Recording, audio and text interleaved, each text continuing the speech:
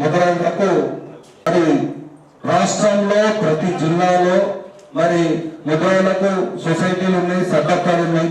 మరి మేము ఏం పాపం చేసినామో నిజామాబాద్ ముద్రాలకు మాత్రం ఇక్కడ ఉన్నటువంటి గత ప్రభుత్వం కానీ రాష్ట్ర ఉన్నత అధికారులు కూడా మాకు ఎటువంటి మత్స్య సహకారంలో సభ్యత్వాలు ఇవ్వడం లేదు. మరి ఎందుకో తెలియదు, ఆ ముద్రాల మీద కక్ష కట్టారు. మరి గతంలో ఉన్నటువంటి ఆ టిఆర్ఎస్ ప్రభుత్వంలో ఉన్నప్పుడు మనకు హైదరాబాద్ లో కోకపేటలో మనకు 5 ఎకరాలు 5 కోట్లు శాంక్షన్ చేయగానే ఆ తెలంగాణ రాష్ట్ర ప్రభుత్వానికి మరి ఒక 15,000 మందితోటి ఒక అభినందన ర్యాలీగా ఒక ఆత్మ గౌరవ సభ ఏర్పాటు చేసుకున్నాం.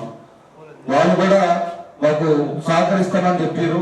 మాకు ఇక్కడ జిల్లాలో సంఘం లేదు, మరి ఒక సభ్యత్వం లేదు, మరి మాకు ఒక ఫంక్షన్ హాల్ లేదు అంటే ఆ కవితక్క మేడం గారికి ఒక నివేదన ఇవ్వగానే ఖచ్చితంగా నర్సింగ్ అన్న మీకు ఒక 5 ఎకరాలు ఇస్తామని చెప్పి 3 కోట్లు శాంక్షన్ చేస్తానని అంతకన్నా ముందు జనవరి 19న ఆమె ఇవ్వడం జరిగింది.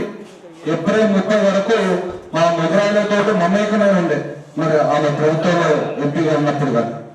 తర్వాత ఏంది మా ఈటల రాజేందర్ అన్న కానీ టిఆర్ఎస్ నుంచి బర్తరఫ్ చేయగానే మేమందరం మన జాతి ఉన్నటువంటి రాజేందర్ అన్నకు ఉన్నడొక్కడు రాష్ట్రంలో కాబట్టి అన్నకు సపోర్ట్ గా వెళ్ళి మేము అక్కడ హైదరాబాద్ ఎలక్షన్ లో పనిచేసాం.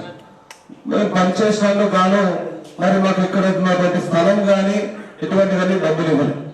సరే మేము మాకు ఉన్న ఒక వ్యక్తి మన ముద్దాన్ని కాపాడుకోవాలన్న ఉద్దేశంతో మేము అన్నకు పనిచేసినాం. ఈ భగవంతుడి వల్ల మనం ముద్రా బిడ్డను గెలిపించుకున్నాం. ఇవాళ రాష్ట్రంలో ఒక మంచిగా ఇవాళ మల్కజ్గిరి ఒక ఎంపీగా గెలిచి రేపు కాబోయే రాష్ట్రానికి బీజేపీ అధ్యక్షుడు అవుతుండు. అది చాలా సంతోషం. మన ముద్రా బిడ్డ ఉండాలని అదొక ఉద్దేశం. ఇంకొక విషయం ఏంటంటే మాకు ఇక్కడికి వచ్చేసినందుకు కాదు, మొన్న నేను జవహర్ నగర్ ఇన్ఛార్జిగా పనిచేసిన మల్కాజ్గిరిలో. మొన్న చెప్తే అక్కడ ఉన్నటువంటి ముద్రాలకు అన్నగారి దృష్టికి తీసుకెళ్ళగానే అన్న ఇక్కడ నా 2 కోట్ల స్థలం ఉన్నది, మరి సంఘం లేదనగానే 50 లక్షల రూపాయలు శాంక్షన్ చేసి 20 లక్షల స్పాట్ లో ఇప్పించిన అన్న. సంతోషం అనిపించింది. అక్కడ ఉన్నటువంటి ముద్రాలు కూడా నాకు ఘనంగా సన్మానం చేశారు. అంటే వాళ్ళు అడగకుండా అన్నకు చెప్పకుండా అక్కడ ఇట్లా పరిస్థితి ఉన్నది, మనల్ని అన్ని ప్రభుత్వాలు వాడుకుంటున్నాయి కానీ సంఘానికి కులాన్ని మాత్రం ఎవరు చేస్తలేరు అని చెప్పగానే అన్న కూడా ఇమీడియట్లీ 20 లక్షలు ప్రొసీడింగ్ ఇవ్వడం జరిగింది. మరి ఇక్కడ నిజామాబాద్ లో చాలా పేదవాళ్ళు ఉన్నారు. మా ముద్రా బిడ్డలు ఒక సంఘం ఏర్పాటు చేసుకోవడానికి స్థలం మా గౌరవ అధ్యక్షుడు ఎల్లన్న ఇక్కడ వెంచర్లో 1 ఎకరంన్నర స్థలం దానికి ఇక ఫండ్స్ అక్కడ నుంచి మీ పరంగా నేను కూడా చెప్తాను. మీరు కూడా రాష్ట్ర అధ్యక్షులు మీరు కూడా చెప్పి రాజధానితో ఇంకా మరి ఇప్పుడున్న ప్రభుత్వ కాంగ్రెస్ వాళ్ళతో కానీ అందరితో కానీ మాట్లాడి మరి మన జిల్లా సంఘానికి ఏమన్నా డబ్బులు ఇప్పించి మా సంఘం ఏర్పాటుకు ఫంక్షన్ హాల్కు కూర్చేయాల్సిందిగా కోరుతా ఉన్నాను. ఇది ఒక్కటన్నా ఇక బీసీ డే నుంచి ఏం చేసే విషయంలో కూడా వారు మాకన్నా ఎక్కువ మీరు కోట్లాడుతూ ఉన్నారు. బీసీ కమిషన్ వచ్చిన తర్వాత కూడా మీరు చెప్తే మేము నివేదికలు అన్ని ఇచ్చినాం. మన బీసీ కమిషన్ కూడా వాళ్ళకి చెప్పడం జరిగింది. ఖచ్చితంగా ఈ ప్రభుత్వంలో కూడా మరి 50 లక్షల మంది జనాభా ఉన్నాం. మరి ఉన్నది కూడా మన ఒక్కడే ముద్రా బిడ్డ మన మక్కల్ ఎమ్మెల్యే, ఆయనను కూడా మరి మంత్రి పదవిలో ఇవ్వాలని కూడా బీసీ కమిషన్ లో కూడా మంది ఉన్నాం కాబట్టి ఖచ్చితంగా అదొకటి చేస్తూ ఈ టీ నుంచి ఏ విషయంలో కూడా ఇది ఒక్కటి అయితే మా ముద్రా పిల్లలకు మనం అందరం బాగుంటామని కోరుకుంటున్నామన్నాను. మరి ఇక చెప్పాలంటే ఇక సొసైటీ సభ్యత్వాలు కూడా అన్న మీరు ఎవరైతే ఉన్నారో మన మీరు చెప్పి వాళ్ళ సమస్యలు కూడా తీసుకురావడం జరిగింది. మా నిజామాబాద్లో ఉన్న సమస్యలు మాత్రం ఖచ్చితంగా మరి మత్స్యకార సొసైటీలో సభ్యత్వాలు ఇచ్చి మరి మా నిజామాబాద్ సోదరులందరినీ వారికి రుణాలు కూడా సబ్సిడీ రుణాలు కూడా ఇప్పించాలని మరి మనస్ఫూర్తి కోరుకుంటూ మరి ఒక్కసారి మనం ఇక్కడికి వచ్చేసినందుకు కూడా అన్నగారికి ధన్యవాదాలు తెలుపుకుంటూ మరియు ఎలక్ట్రానిక్ మీడియా మిత్రులకు మరి ఈ చిన్నపాటి సమావేశానికి అధ్యక్షత వహిస్తున్న నిజామాబాద్ జిల్లా అధ్యక్షులు రాష్ట్ర ఉపాధ్యక్షులు యాసడ నర్సింగ్ ముదిరాజ్ గారికి అంతకంటే ముందుగా ఈ సమావేశానికి మొట్టమొదటిసారిగా రాష్ట్ర అధ్యక్షుడైన తర్వాత విచ్చేసిన శ్రమశక్తి అవార్డు గ్రహీత మన ముదిరాజ్ మహాసభ రాష్ట్ర అధ్యక్షులు, అదేవిధంగా ఆర్ఎంపీ పిఎంపీల జాతీయ నాయకులైన డాక్టర్ చొప్పర్ శంకర్ ముదిరాజ్ గారికి ఉత్తర తెలంగాణ జిల్లాల పక్షాన స్వాగతం సుస్వాగతం తెలియజేస్తున్నాను. ఉత్తర తెలంగాణ అంటేనే ఉద్యమాల కిల్ల, మరి అన్న కూడా ఉత్తర తెలంగాణ ప్రాంతానికి చెందిన వారే కావడం కూడా మా అదృష్టంగా భావిస్తున్నాను. మరి ఈ సమావేశంలో పాల్పంచుకుంటున్న జిల్లా గౌరవ అధ్యక్షులు ఎల్లన్న గారికి, రాష్ట్ర ఉపాధ్యక్షులు బొజ్జ నారాయణన్న గారికి, నిర్మల్ జిల్లా అధ్యక్షులు న్యాయవాది బూండ్ల గంగాధర్ గారికి, అదేవిధంగా ఆదిలాబాద్ పట్టణ అధ్యక్షులు దారవేణి రాము గారికి, శీలం శ్రీనివాస్ గారికి, నారాయణన్న గారికి, మందుల బాలు గారికి, పూషెట్టి గారికి, నందిపేట రాజేశ్వర్ గారికి.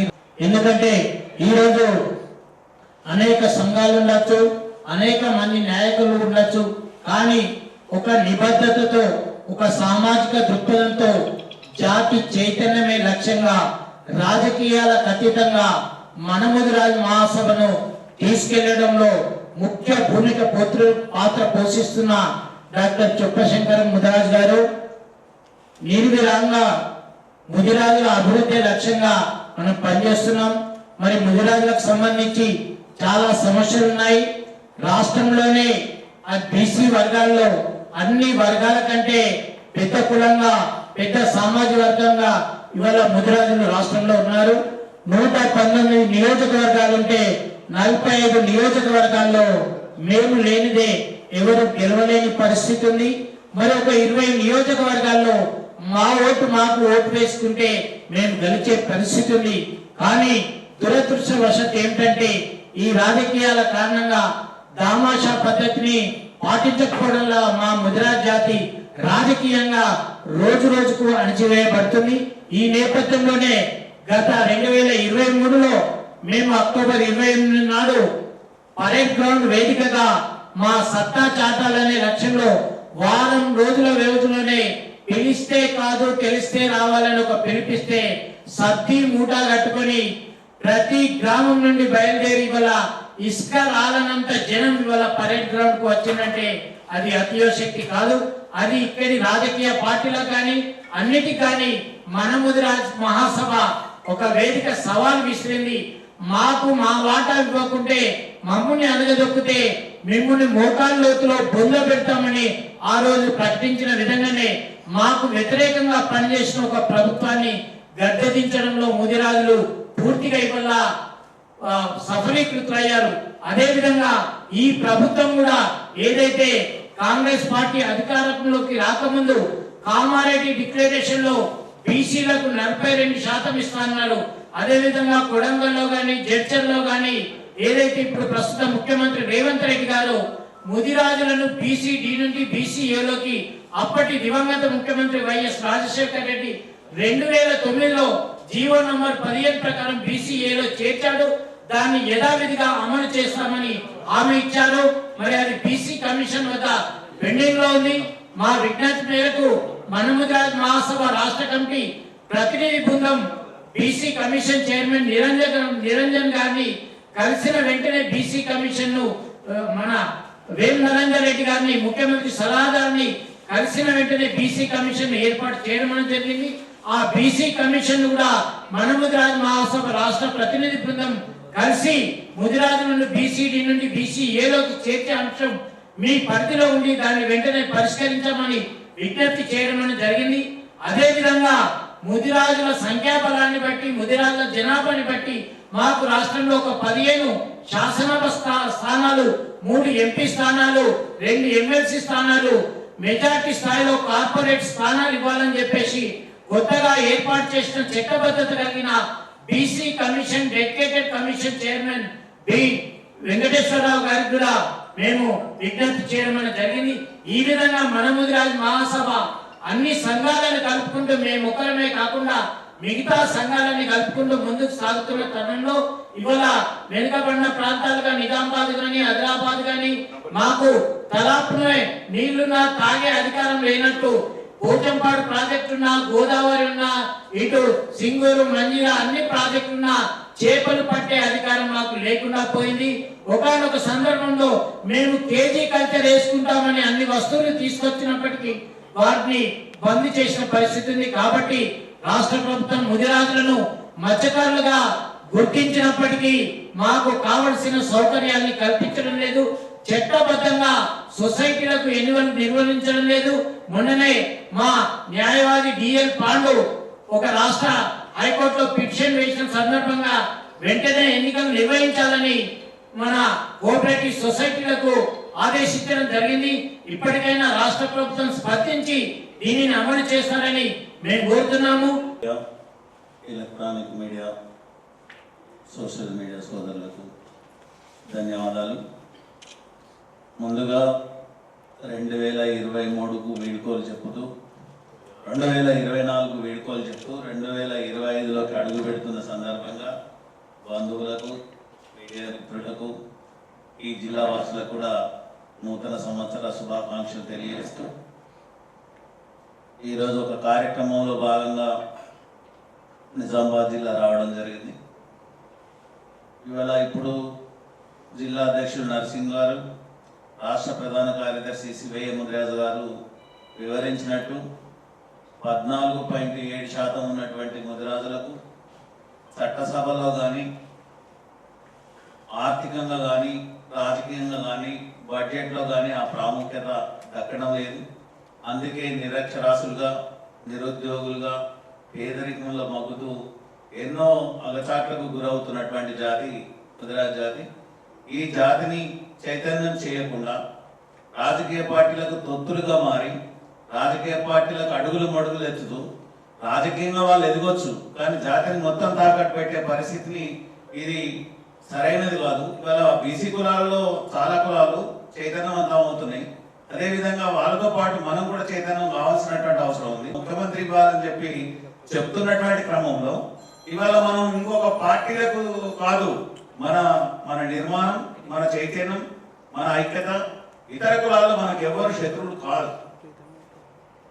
కానీ మనల్ని మనం చైతన్యవంతులు చేసుకొని మన ఆర్థిక పరిపుష్టిని, సాంఘిక రాజకీయ అసమానతను తొలగించడం కోసమే సంఘాలు తప్ప సంఘాలు అనేటివి పెద్దరికాన్ని వెలగబెట్టడానికి కాదు. అందుకే దానిలో ఈనాడు తెలంగాణ ఉద్యమాన్ని చేసి పోరాడి కొట్లాడి తెలంగాణ తెచ్చుకున్నాం.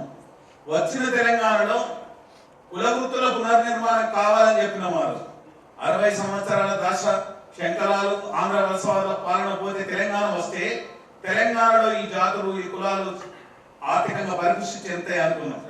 ఆనాడే మేము ఎన్నికల మేనిఫెస్టో అన్ని రాజకీయ పార్టీలకు ఇచ్చినాం. ఏమంటే ఈ చెరువులు, కుంటలన్నీ ఏవైతే 46,000 చెరువులు ఉన్నాయో, కొత్తగా నిర్మాణంలోకి రాబోయే 74 ప్రాజెక్టులు ఉన్నాయో, 372 కిలోమీటర్ల అప్పుడు నీటి విస్తీర్ణం ఉండేటువంటి అవకాశం ఉంటుంది. అంటే ఒక 5 సంవత్సరాలు ఇట్లా కరెక్ట్ గా మత్స్య శాఖను అభివృద్ధి చేసినట్టయితే తెలంగాణ రాష్ట్రంలో వ్యవసాయంతో సమానంగా మత్స్య సంపద ఆర్థికంగా బలపడేటువంటి అవకాశం ఉంటుందని చెప్పి మేము ఆ రోజు ప్రణాళిక చేసి అన్ని రాజకీయ పార్టీలకు ఎన్నికల మేనిఫెస్టో పెట్టండి అని, గొలుసుకట్టు చెరువులు రావాలని చెప్పి మొట్టమొదటిసారి ప్రతిపాదన చేసినటువంటిది ముదిరాజు కులం. ఎందుకంటే నీటితో మాకు సంబంధం ఉంది, నీటితో మా బతుకుంది. ఇవాళ రైతాంగం పంటలు పండించాలన్నా గొర్రెలు మేపుకునే వాళ్ళు కానీ సాగర్తో పాటు నీరు లేకుండా ఏం బతకలేదు. ఊరు బతుకుతే ఆ ఊరికి నీళ్లు కావాలి, ఆ ఊరుకు నీళ్లు ఉంటే ఆ నీటిలో చేపలు ఉంటాయి, ఆ చేపలు ఉంటే మత్స్యకులం అయినటువంటి మేము, మత్స్యకారులం అయినటువంటి మేము ఇవాళ ఆర్థికంగా బలపడే అవకాశం ఉంటుందని చెప్పి ఆ ప్రతిపాదన పెట్టడం జరిగింది. చెరువులు వచ్చినాయి, కుంటలు వచ్చినాయి, ప్రాజెక్టులు వచ్చినాయి. జీవో నెంబర్ 6 వచ్చింది 2016. ఆనాడు కేంద్ర ప్రభుత్వం పరిధిలో ఉన్నటువంటి ఎన్ఎస్డిపిలో కోట్లాది రూపాయలు, 13,000 కోట్ల రూపాయలు ఉన్నాయి. అప్పటి వరకు ఎవరు కూడా వాటిని అడగడం లేదు. మేము గట్టిగా అడిగి ఒక 1,000 కోట్ల రూపాయలు రావాలని అడిగాం. ఆ 1,000 కోట్ల రూపాయలు వస్తే ఇవాళ మత్స్యకారులకు సబ్సిడీ ఇవ్వాలి. ఎస్సీలకు, ఎస్టీలకే సబ్సిడీ ఉంది, కానీ వెనుకబడ్డటువంటి వృత్తుల్లో ఉన్న వాళ్ళకు లేదు అని చెప్పి 75% సబ్సిడీని ఆ రోజు ఇప్పించడం జరిగింది. కానీ మత్స్య రంగంలో, మత్స్య శాఖలో అవినీతి తిమింగళాలు ఉన్నటువంటి అధికారులు కొంతమంది దళారులతో మిలాఖతై మత్స్య శాఖలో విపరీతమైనటువంటి దోపిడీ చేస్తున్నటువంటి తరుణంలో మేము ఆలోచన చేసి అప్పుడున్నటువంటి రాష్ట్ర ప్రభుత్వానికి 6 జీవో తీసుకురావాలని ప్రయత్నం చేసినాం. 6 జీవో 2016లో రావడం జరిగింది. వచ్చినటువంటి 6 జీవోలో మత్స్యకార కుటుంబాల్లో ఉన్న ముదిరాజులు గంగపుత్రులు ఎవరైనా వాళ్ళందరికీ కూడా సభ్యత్వం కావాలని చెప్పి ఆ సభ్యత్వం ఇవ్వాలని, అదే ఆధార్ కార్డు ఆధారంగా ఇవ్వాలని చెప్పి చెప్పడం జరిగింది. ఉద్యోగాల్లో ఉన్న వాళ్ళకి ఎవరికి కూడా ఈ సభ్యత్వం రాకూడదు, అందరికీ కూడా సభ్యత్వం ఇస్తే ఏంటంటే ఉపాధి అవకాశాలు మెరుగయ్యేటువంటి అవకాశం ఉంటుంది. మేము రాష్ట్ర ప్రభుత్వానికి ఆ రోజు ఇచ్చిన ప్రతిపాదన ఏంటంటే ఇప్పుడు కొన్ని ఏరియాలో ప్రాజెక్టులు ఉన్నాయి, కొన్ని ఏరియాలో ప్రాజెక్టులు లేవు కనుక దాన్ని సింక్రనైజేషన్ చేసి లోకల్ వాళ్ళకు 25% ఇచ్చి 75% మొత్తం ప్రాజెక్టులు లేని ఏరియాలో పాటు మొత్తం రాష్ట్రానికి ఇచ్చేస్తే 14 లక్షల మంది మత్స్యకారులు ఉన్నారు. అంటే ఆ కుటుంబాలు ఉన్నాయి, యువత ఉంది. ఈ యువత మహిళా పురుషులకు కూడా ఉపాధి అవకాశాలు ఉంటాయని చెప్పి మేము ఇచ్చిన ప్రతిపాదనలో ఆనాడు కరీంనగర్కి ఒక ఫిషరీస్ కాలేజీ, వనపర్తికి కూడా ఒక ఫిషరీస్ కాలేజ్ కూడా ఇచ్చారు. ఈ కాలేజీలో అందరు చేపలు పడతారంటే పట్టడం కాదు, చేపల పెంపకం ఎట్లా, వ్యవసాయం ఎట్లనో, కూరగాయలు పండించడం ఎట్లనో, చేపలు ఎట్లా పండించాలి. ఇలా బెంగాల్ రాష్ట్రాన్ని చూసుకుంటే కుటీర పరిశ్రమ లాగా ఇంటి ముందే చేపల పెంపకం చేసుకునేటువంటి అవకాశం ఉంటుంది. కనుక ప్రతి చేపల పెంపకం చేసుకోవడం మూలంగా ఉపాధి వస్తుంది. ఒకటి ఊరి లెవెల్లో, గ్రామ లెవెల్లో మార్కెట్ రావాలి. మటన్ చికెన్ అమ్మేటువంటి వాళ్ళు ఎవరైతే మంచి కేంద్రాలలో పెడతారు, కానీ చేపలు మాత్రం రోడ్డు మీద అమ్ముతున్నారు. ఇది హైజీనిక్ ఫుడ్, మంచి ఆరోగ్యం ఇస్తుంది కనుక దీనికి కూడా మార్కెట్ కావాలని చెప్పి అన్నాడు. రాష్ట్ర ప్రభుత్వానికి కూడా ప్రతిపాదన ఇచ్చినాం. ఏది మార్కెట్స్ మండల్ లెవెల్, జిల్లా level, state level export import చేసేటువంటి పరిస్థితి రావాలని చెప్పి మేము ప్రతిపాదన ఇచ్చినాం. ప్రతిపాదిస్తే వచ్చినటువంటి జీవోలో ఏం పాపం చేసినో కానీ ఆ అధికారులు, ఆ ప్రభుత్వం కూడా సిరిసిల్ల, జగిత్యాల, కామారెడ్డి, నిజామాబాద్, నిర్మల్, ఆదిలాబాద్, మంచిర్యాల, ఆసిఫాబాద్, కొమరంభీం జిల్లాలో ఆ జీవోని అమలు చేయడానికి ఇష్టపడలేదు. ఆ సభ్యతల్ని కొత్త సొసైటీలో ఇవ్వలేదు. ఏదైతే 10,000 కోట్ల రూపాయలు అయిపోయినాయి 10 సంవత్సరాల కాలంలో, కానీ ఆ జీవోని ఇంప్లిమెంటేషన్ చేయలేదు, కొత్త సొసైటీ ఇవ్వలేదు, సభ్యతలు ఇవ్వలేదు. ఇది తప్పు. ఈ తప్పుడు నిర్ణయాలని చెప్పి ఆ ప్రభుత్వానికి, నిజామాబాద్ జిల్లా కూడా మేము వచ్చిన సందర్భంగా కలెక్టర్ గారికి కూడా మెమోరాండాలు ఇవ్వడం జరిగింది. కేజీ కల్చర్ తీసుకొస్తే దాని లాభం జరుగుతుందంటే ఆ ప్రభుత్వం ఏం చేసిందంటే కేజీ కల్చర్ మల్టీనేషనల్ కంపెనీలకు తోటి ఒప్పందాలు చేసుకొని పెద్ద పెద్ద ప్రాజెక్టులలో మల్టీనేషనల్ కంపెనీలతో ఒప్పందం చేసుకున్నారు.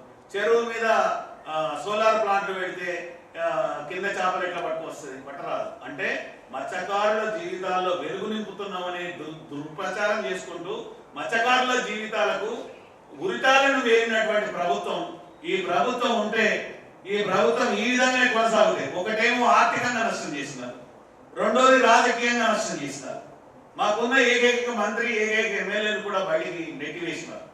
ఆనాడు అనుకున్నాం మేము, ఇవాళ చైతన్యం లేకుండా మనం ఒక్కటి కాకుండా ఈ సర్కారు ఇక్కడి నుంచి పోకుండా తెలంగాణ ప్రజలకు కానీ, ఈ బీసీ కులాలకు కానీ, అందులో మా ముదిరాజ్ కులానికి కానీ న్యాయం జరగదని అనుకొని కసితో ఇవాళ మేము ప్రోగ్రామ్స్ పెట్టినటువంటి ప్రోగ్రామ్స్ లో ఇవాళ రాజకీయ పార్టీలు వీరు, బిర్యానీ, మందు, బండి ఇస్తే తప్ప జనం రానటువంటి పరిస్థితి.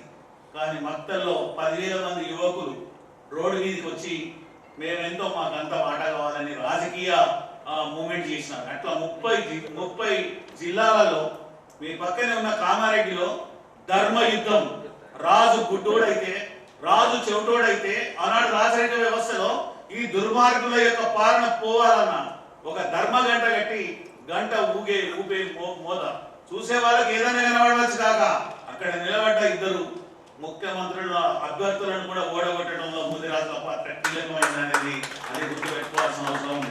అదొక్కటే కాదు, గజ్వేల్లో కానీ ప్రతి చోట కూడా కార్యక్రమాలు చేసాం. జనంలో చైతన్యం వచ్చింది. హలో గుజరాత్, చలో హైదరాబాద్ 8 అక్టోబర్ ఒక పెద్ద చరిత్రాత్మకమైన రోజు. విప్లవాలు సృష్టించినటువంటి రోజున పెరేడ్ గ్రౌండ్ లో మీటింగ్ పెడితే 20 ఏళ్ల కింద 2003లో జరిగిన బహిరంగ సభను తలదన్నే విధంగా బండిని ఇదే, తిండిని ఇదే, సమస్యని ఇదే, కొట్లాడాల్సింది ఇదే, బీసీ కులాలతో జరగడదాం, రాజ్యాధికారంలో భాగస్వామ్యం అయిదాం, పిలిస్తే కాదు తెలిస్తే రావాలను. ఎన్ని లక్షల మంది వచ్చిందో మీడియా రాసినటువంటిది చూసిన తర్వాత అందరూ ఆశ్చర్యపోవాల్సినటువంటి అవసరం వచ్చింది. కానీ అది పెనుతుపానుగా మారి ఆ పాప సర్కారును కూలగొట్టే వరకు కూడా ముదిరాజులు పగడబందిగా ఇచ్చేశారు. మరి 10 నెలలు అయిపోయింది, ఏడాది అయింది. మాకు గెలిచింది ఒక ఏకైక ఎమ్మెల్యే. మా డిమాండ్లు ఏమైనా ఆ ఎమ్మెల్యే మంత్రి కాలేదు. ఇంకా మాకు ఇచ్చిన ఎన్నికల మేనిఫెస్టోలో పెట్టినటువంటి ఏ గ్రూపు అంటే వైఎస్ రాజశేఖర రెడ్డి గారు 19/2/2009 GOS MS number 15 serial number 1 ప్రకారం ఏ గ్రూప్ లో చేర్చా అని మాట ఇచ్చినారు. ఆ మాట ఇప్పటి వరకు రాష్ట్ర ప్రభుత్వం నిలబెట్టుకోలేదు. మేము ఒక ప్రతినిధి బృందం చీఫ్ మినిస్టర్ అడ్వైజర్ అయినటువంటి వేమ నరేందర్ రెడ్డి గారిని కలిసి ఒక 14 సమస్యల డిమాండ్ను ఒక గంటన్నర సేపు చర్చించి ఇవ్వడం జరిగింది. అందులో ప్రధానంగా ఏ గ్రూప్ వాళ్ళు ఆ రోజు చెప్పారు 15 రోజులలో బీసీ కమిషన్ వేస్తాం, తప్పకుండా ఏ గ్రూప్ చేస్తాం. 14 రోజులలోనే బీసీ కమిషన్ వేశారు.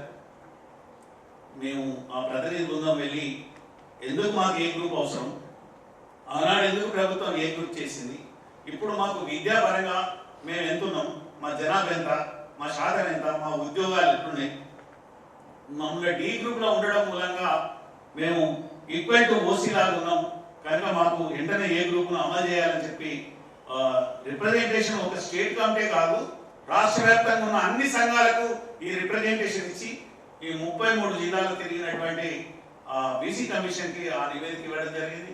అదేవిధంగా పొలిటికల్ రిజర్వేషన్ కోసం ఇవాళ డెడికేటెడ్ కమిటీ వేసినప్పుడు మేము మా కమిటీ వెళ్ళి ఆ కమిషన్ అడిగాం. ఈ కమిటీ వేశారు, మీ రాజకీయ పార్టీలు ఎన్నికల మేనిఫెస్టో అమలు చేస్తలేవు, రాజకీయ పార్టీలు అధికారంలోకి వచ్చిన తర్వాత అమలు చేయట్లేదు ఏంటి అంటే మేము ఎట్లా ఒక్క ఎమ్మెల్యే ఉంటాం, 119 అసెంబ్లీ నియోజకవర్గాలు ఉంటే మీ పార్టీ ఇచ్చిన సీట్లని 3 ఎట్టిస్తారు. 3 ఇంత పెద్ద కులానికి 3 సీట్లు ఎట్టిస్తారు. బీజేపీ ఏడిచ్చింది, మీరు 3 ఇచ్చారు. అసలు బీఆర్ఎస్ గుండుసున్నా ఒక్క సీటు కూడా ఇయ్యలేదు. వాళ్ళ పరిస్థితి అధికారంలోకి కోల్పోయినారు. ఏంది ఇది పరిస్థితి? మాకు ఎందుకు ఎమ్మెల్సీ 9 ఎమ్మెల్సీలు వస్తున్నాయి, రేపు 2 ఎమ్మెల్సీ బండి. ఇప్పుడు ఏడాది దాకా మాకు మంత్రి పదవి ఇవ్వలేదు. ఇవాళ ఒక్క మంత్రి పదవి కాదు 2 మంత్రి పదవులు ఇవ్వాలి. మాకు వీసీ ఇవ్వాలి, ఒక వీసీ ఇచ్చారు. ఇవాళ కార్పొరేషన్ చైర్మన్స్ ఇవ్వాలి, డైరెక్టర్స్ ఇవ్వాలి, మార్కెట్ కమిటీ చైర్మన్స్ ఇవ్వాలి, గ్రంథాలయ చైర్మన్స్ ఇవ్వాలి. ఎక్కడైతే మా వాటా తప్పకుండా ఇచ్చినప్పుడే కదా రాజకీయ పార్టీలు ఉపన్యాసాలలో ఊకదప్పుడు చెప్తున్నారు. ఆచరణకు వచ్చే వరకు ఎవరికో నచ్చిన వాళ్ళకు, మెచ్చిన వాళ్ళకు, లేక ఆర్థిక లావాదేవీలు ఉన్న వాళ్ళకి ఇస్తున్నారు. ఇది కరెక్ట్ కాదు. మేము ఈ వేదిక నుంచి, నిజామాబాద్ జిల్లా వేదిక నుంచి ముఖ్యమంత్రి గారిని కోరుతున్నాం. మీరు ప్రతి మీటింగ్ లో చెప్తున్నారు కేసీఆర్ ని మొఖాల్లోకి బొందదోడి ముదిరాజులు పాత్ర పెట్టిందని మీరు చాలా సభలో చెప్పారు. అవి రికార్డెడ్ ఉన్నాయి, మీడియా రాసినటువంటి. అయ్యా మేము కేసీఆర్ గారిని మొఖాల్లోకి బొందలు పెట్టింది ఎందుకు?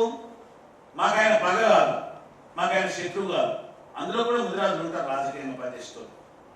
మా సమస్యలు పరిష్కరించకపోగా మమ్మల్ని అణిచివేతకు గురి చేసినప్పుడే చేసినాం. మరి మీరేం చేస్తున్నారు? ఏడాది అవుతుంది, మీరేం చేస్తున్నారు? మీరు ప్రశ్నించుకోండి, మీరు ఆలోచించుకోండి. మా సమస్యలు వెంటనే పరిష్కారం చేయాలి. బీసీ కమిషన్ నివేదికతో పాటు డెడికేషన్ కమిషన్ నివేదిక కూడా మీకు అందుంటది. మాకు రాజకీయ రిజర్వేషన్లు ఇవ్వాలి. ఇవాళ పక్కనే ఉన్న కామారెడ్డి జిల్లాలో పోయినసారి పంచాయతీ ఎన్నికల్లో మేము గీత గీసి నిలబడితే 72 మంది ఉప సర్పంచులతో పాటు 72 మంది గెలిచినారు. ఇతర కులాలతో జతకట్టినాము. మేము ఓటును నమ్ముకోవద్దని చెప్తున్నాం, ఓటును నమ్ముకోవాలని చెప్తున్నాం. మేము గౌన్లానికి వేస్తాం, నాయకుడు ఉన్న కాడ ఆ గౌన్లను మాకు ఓటేయమని బతిమలాడుకుంటున్నాం. పద్మశాలీలు ఉన్న కాడ వాళ్ళకి ఇస్తున్నాం, మేము ఉన్న కాడ మా లీడర్ ఉన్న కాడ మాకు ఓటేయమని బతిమలాడుకుంటున్నాం. ఓటు బదలాయింపు రాజరిక వ్యవస్థలో వస్తు మార్పిడి జరిగిన దేశం ఇది. ఆ సంస్కృతి ఇంకా బతుకుంది. ఇలా నోటు పెట్టి ఓటును కొనుక్కునే సంస్కృతికి బద్దలు కొట్టాలని నిజామాబాద్ జిల్లా రేంజర్ మీటింగ్ లోనే 2015లోనే చెప్పినండి. రేంజర్ మీటింగ్ లో చెప్పినప్పుడే ఆనాడే చెప్పినాం, మీకెందుకు మేము ఓటు వేయాలి, మనోటు మనం వేసుకోమంటే 15 గ్రామాలలో చైతన్యవంతులైనటువంటి ప్రజలు వార్డు మెంబర్ నుంచి ఎంపీపీ వరకు గెలిచినటువంటి పరిస్థితి ఉంది. నారాయణపేట జిల్లాలో మేము కొన్ని గ్రామాలు తిరిగితే 15 గ్రామాలలో పైసా ఖర్చు లేకుండా నామినేటెడ్ పైసలతో గెలిచిన పరిస్థితి ఉంది. అంటే యాదవ్ ఉన్నాడు, గౌడ్ ఉన్నాడు, కాపు ఉన్నాడు, ముదిరాజు ఉన్నాడు, నువ్వు సాకలాయన ఉన్నాడు, మంగళాయన ఉన్నాడు, ఏం లేని బుడుబుడుకల కులానికి సంబంధించిన ఆయన కూడా భుజాల మీద తెచ్చుకొని మా ఓట్లేసి గెలిపించి. ఎందుకంటే వాళ్ళు కూడా ఉండాలి కదా, వాళ్ళు అక్కడ ఉన్నప్పుడే వాళ్ళ పార్టీ వెళ్తుంది, వాళ్ళు అక్కడ నిలబడేటప్పుడే వాళ్ళ సమస్య తెలుస్తుంది. మనం వాళ్ళ సమస్య అయితే తెలుస్తుంది. ఇలా ముదిరాజుల సమస్య తెలియకపోవడానికి కారణం ఏంటంటే చట్టసభలోకి నిజామాబాద్ నుంచి ఎవరు వెళ్ళట్లేదు, కామారెడ్డి నుంచి ఎవరు వెళ్ళట్లేదు. అడుక్కోవడం కాదు, ఈటల రాజేందర్ ఇచ్చుడు కాదు మీకు కావాల్సింది. 40,000 70,000 మందితో బహిరంగ సభ చేసినప్పుడు 70,000 ఓట్లు వేసుకుంటే మీరే కదా ఎమ్మెల్యే. నిజామాబాద్ జిల్లాలో ఎక్కడ ఓట్లు లేదు. ఎక్కడ రేపటి స్థానిక సంస్థల ఎన్నికల్లో జనరల్ కూడా పోటీ చేయాలని చెప్పి మన ముదిరాజ్ మహాసభ పిలుపునిస్తుంది. ఎందుకంటే రాజ్యాధికారంతో ముడిపడి ఉన్నాయి ఆర్థిక సమస్యలు. ఆర్థికంగా మన బలోపేతం వేరే వాళ్ళు చేయరు, ఎవరి కులానికి వాళ్ళు చేసుకుంటారు. దయచేసి ఈ వేదిక నుంచి నేను ముదిరాజు నాయకులను, చదువుకున్న వాళ్ళను, విద్యావంతులను, మేధావులను కోరుతున్నాను, మీరు రోజు పని చేయకండి, సంఘానికి ఒక్క గంట పని చేయండి, రోజుకు ఒక 10 మందిని చైతన్యం చేయండి. మనల్ని మనమే మార్చుకోవాలి, మనల్ని మనమే చైతన్యం చేసుకోవాలి. ఆ చైతన్యం వైపు మన ముదిరాజు మహాసభ అడుగులు వేస్తుంది. ఇవాళ ఫిషరీస్ లో 6G అమలు చేసి ఈ జిల్లాలో 8 జిల్లాలో నిజామాబాద్ తో పాటు 8 జిల్లాలో కొత్త సొసైటీలు ఇవ్వాలి, దళారీలను ఏరివేయాలి, పీడీ యాక్ట్ పెట్టి దళారుల జైలుకు పంపించాలి. మత్స్య సంపదను దోసుకున్న దొంగల అధికారులైనా అది వేరే వాళ్ళైనా కూడా వాళ్ళను జైల్లో పెట్టాలని చెప్పి అది జీవోలోనే రాసింది. మరి దాన్ని అమలు చేయాలని చెప్పి ఇప్పుడు కాంగ్రెస్ ప్రభుత్వాన్ని రేవంత్ రెడ్డి గారిని కోరుతున్నాం. మత్స్యశాఖ ఎవరికో ఒకరికి అటాచ్ చేసింది, అంతకుముందు మత్స్యశాఖ ఒక సపరేట్ ఒక మంత్రిని పెట్టినాం.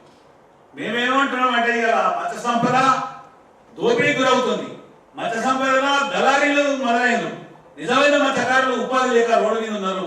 కనుక నిజామాబాద్ జిల్లాలో కొత్త సొసైటీలు ఇవ్వాలి, మిగతా 8 జిల్లాల్లో కూడా కొత్త సొసైటీలు ఇవ్వాలి, కొత్త సభ్యత్వాలు ఇవ్వాలని చెప్పి కోరుతున్నాం. రెండోది, ఎప్పుడైనా లోకల్ బాడీస్ తో పాటు ఏ గ్రూప్ తో పాటు ఈ సొసైటీ దానికి సంబంధించినటువంటి విషయంలో న్యాయపరమైనటువంటి కూడా మేము చూస్తున్నాం. తప్పకుండా మన వేమ నరేందర్ రెడ్డి గారిని కలిసినప్పుడు అడిగినాం, ముఖ్యమంత్రి గారితో మాకు టైం కావాలి మా సమస్యలు పరిష్కారం చేయడానికి. మేము ఇచ్చిన 14 అంశాలు ఏవైతే ఉన్నాయో ఆ డీటెయిల్స్ అన్నింటినీ కూడా మీడియా ద్వారా బయటికి పంపడం జరిగింది, ముఖ్యమంత్రి కూడా ఇవ్వడం జరిగింది. తప్పకుండా నిజామాబాద్ జిల్లాలో ప్రతి ముదిరాజు కుటుంబానికి సభ్యత్వం వచ్చే వరకు ప్రభుత్వంతోటైనా ఇతరులతోటైనా లేకుంటే అధికారులతోటైనా ఒక పోరాట రూపాన్ని తప్పకుండా ఎంచుకుంటాం. 8 జిల్లాల్లో మా హక్కు అది. మేము మత్స్యకారులం, జీవో నెంబర్ 98/64 వచ్చినటువంటి జీవో ప్రకారం మేము మత్స్యకారులు. మన రాష్ట్రం విడిపోయిన తర్వాత ఇక్కడ తెలంగాణలో మత్స్యకారులు ఎవరు తెలిసింది. ఆనాడు గవర్నమెంట్ ఏమన్నది, మత్స్యకారులకు రక్షణ చట్టం ఇవ్వాల, రక్షణ చట్టం ఇవ్వకపోగా మమ్మల్ని భక్షించినారు. అందుకనే తెలంగాణలో మత్స్యకారులకు రక్షణ చట్టం రావాలి. నిజమైనటువంటి మత్స్యకార కుటుంబాలు, ముదిరాజు కుటుంబాలకు మత్స్యకారులకు సభ్యత్వం ఇవ్వాలి, కొత్త సొసైటీలు ఇవ్వాలి, లోన్స్ ఇవ్వాలి, సబ్సిడీలు ఇవ్వాలి. రెండోది, మాకు భూమి ఇచ్చి తీసుకున్నారు. భూమి మీ ఇంట్లోకి ఇచ్చిందా? ఆ రోజు మీ పార్టీకి సపోర్ట్ చేసాం. మీ ముఖ్యమంత్రిని కూడా ఆ రోజు గద్దె మీటింగ్ పెట్టి ఆశీర్వాద సభ చెప్పినాం. మేము ఆశీర్వదిస్తే మీరు గెలిచినారు, మేము తిరగబడితే మీరు ఓడిపోయినారు, రాష్ట్రంలోనే అధికారం కోల్పోయినారు. అంటే మేము మునుపట్లాగా లేము, మేము చాలా మారుతున్నాం. తప్పకుండా రాజకీయ పార్టీలు ఊకదంపుడు ఉపన్యాసాలు ఇచ్చులు కాదు. మండల స్థాయి నుంచి గ్రామ స్థాయి వరకు మా రిప్రజెంటేషన్ ఉన్నప్పుడే ఏ పార్టీకైనా మేము సహకరిస్తాం, లేకుంటే ఏ పార్టీనైనా రాజకీయ సమాధి చేస్తామని చెప్పి ఈ సందర్భంగా హెచ్చరిస్తున్నాం. అధికారంలో ఉన్న పార్టీ మా ఓట్లతో గెలిచింది. ఇవాళ మమ్మల్ని కాపాడుకోవాల్సిన అవసరం మీకు ఉంది. కనుక మాకు ఈ సమస్యలు ఏవైతే ఉన్నాయో అవి ఇవ్వాలి. ఇవాళ ఒక గవర్నమెంట్ ఉంటుంది, పోతుంది. 3 ఎకరాలు ఇచ్చినామని ప్రకటించారు. ఇలా 3 ఎకరాల భూమి ఇవ్వాలి, ఓ 2 కోట్ల రూపాయలు ప్రభుత్వం మంజూరు చేయాలి. ఆయన లేకపోతే ఎమ్మెల్యే ఇంకొక ఆయన వచ్చాడు. ఆయన కాకపోతే పక్కన అరవింద్ గారు ఎంపీగా గెలిచినారు, ఈ పక్కన గెలిచినారు, ఆ పక్కనే గెలిచినారు కదా. వాళ్ళందరూ కూడా ఇవ్వాల్సిన అవసరం ఉంది. మీరు ఒకసారి అడగండి. లేకపోతే మనమే అందరం కలిసి రాష్ట్ర కమిటీ పక్షాన మేము వస్తాం. తప్పకుండా ప్రజాప్రతినిధులు గెలిచిన ప్రతి వెనకాల మన ఓటు ఉంది, దాని వెనకాల మన కృషి ఉంది. ఆ కృషికి తగ్గ ఫలితం తీసుకోవాల్సిన బాధ్యత రాష్ట్ర నాయకత్వం మీద, జిల్లా నాయకత్వం మీద ఉంది. మరి ఈరోజు ఈ కార్యక్రమాన్ని ఏర్పాటు చేసి మరి ఈ కార్యక్రమంలో నన్ను ఘనంగా సన్మానించినటువంటి ఆ జిల్లా కార్యవర్గానికి, రాష్ట్ర నాయకులకు పేరు పేరున ధన్యవాదాలు తెలియజేస్తూ మరొకసారి మీకు రాబో ఈ సంవత్సరానికి పిడుకోలు తెలియజేస్తూ కొత్త సంవత్సరానికి మీకు స్వాగతం పలుకుతూ 100కు 100% మన ముదిరాజ్ మహాసభ ఈ నిజామాబాద్ జిల్లాలో అన్ని విధాల ఇది కావాలని, ఊరూరుకు జెండా పాతండి, ఊరూరులో గౌరవాన్ని నిలపండి, ఊరూరులో ఎక్కడైతే ముదిరాజులు ఉన్నారో అక్కడ మన గౌరవాన్ని నిలుపుతూనే ఇతర కులాలతో జతకట్టడానికి ప్రయత్నం చేయండి. ఇవాళ రాష్ట్ర వ్యాప్తంగా అన్ని కులాలతో జత జరుగుతున్నది. 2027 జరిగే జమిలి ఎన్నికల్లో ఈ రాష్ట్రానికి తప్పకుండా బీసీ ముఖ్యమంత్రి అవ్వడం ఖాయం. ఆ బీసీ ముఖ్యమంత్రి రాష్ట్రానికి అయ్యే అవకాశాలు 100% ఉన్నాయి. అది 100% అయి జరుగుతుంది. గత ఎన్నో ఏళ్ళుగా అనుభవించినటువంటి ఈ దోపిడీ, అణచివేత, రాజకీయంగా, ఆర్థికంగా, సాంఘికంగా, మానసికంగా హింసించినటువంటి జాతి చైతన్యం వైపు ముందుకు వెళ్లాల్సిన అవసరం ఉందని ఈ సందర్భంగా తెలియజేస్తూ మీడియా మిత్రులతో నమస్కారాలు తెలియజేస్తున్నాను. సార్ థ్యాంక్ యూ, ధన్యవాదాలు. జై ముదిరాజ్, వర్ధిల్లాలి మన ముదిరాజ్ మహాసభ, డాక్టర్ చొప్పర్ శంకర్ ముదిరాజ్ గారి నాయకత్వం, ముదిరాజుల ఐక్యత, ముదిరాజులను బీసీడీ నుండి బీసీఏలోకి వెంటనే పోరాడదాం, మత్స్యకార సొసైటీలు సాధించే వరకు